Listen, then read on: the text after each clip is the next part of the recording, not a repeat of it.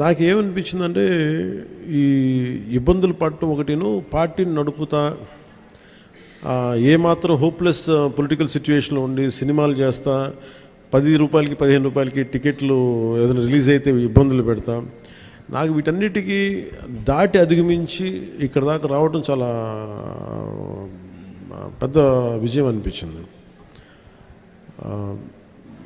So tough situations ఇక్కడ దాకా వచ్చి I'm grateful for the producers. అంటే అన్నీ ఆర్గానిక్ ఉంటాయి కదండి, ఏదన్నా సహజంగా ఉంటాయి, కొన్ని ఇబ్బందులు ఉంటాయి, జరుగుతూ ఉంటాయి.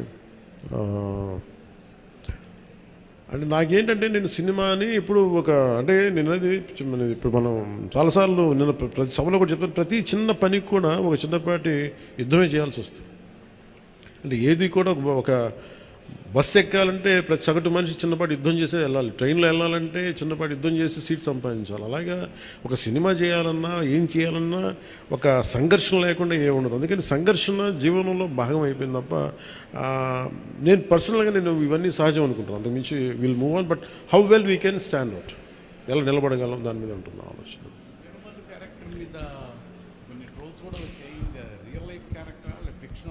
ఇది ఫిక్షన్ క్యారెక్టర్స్, అసలు వాళ్ళు ఎవరో మాట్లాడారు, నా దృష్టికి తీసుకొచ్చారు కానీ అసలు సంబంధం లేదు.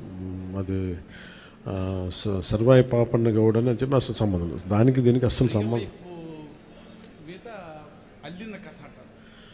ఇది వన్ ఈజ్ ఒక హై కాన్సెప్ట్. ఒకవేళ కోహినూర్ డైమండ్ని తీసుకొస్తే ఉంటుంది, దాన్ని కొల్లు మన ఈ మచిలీపట్నం పరిసర ప్రాంతాల్లో పెరిగే ఇలాంటి వాతావరణంలో పెరిగిన ఒకడికి ఈ బాధ్యత తప్పు చెప్తే నిజాం నవాబు ఎలా ఉండొచ్చు, ఈ హై కాన్సెప్ట్. దీంట్లో ఎక్కడా కూడా అది ఒక ఫిక్షస్ క్యారెక్టర్ తప్ప దాన్ని ఎక్కడా కూడా అసలు చారిత్రాత్మక ఆధారాలు ఉన్న పాత్ర అసలు కాదు, ఫ్రమ్ డే వన్ నుంచి. It's very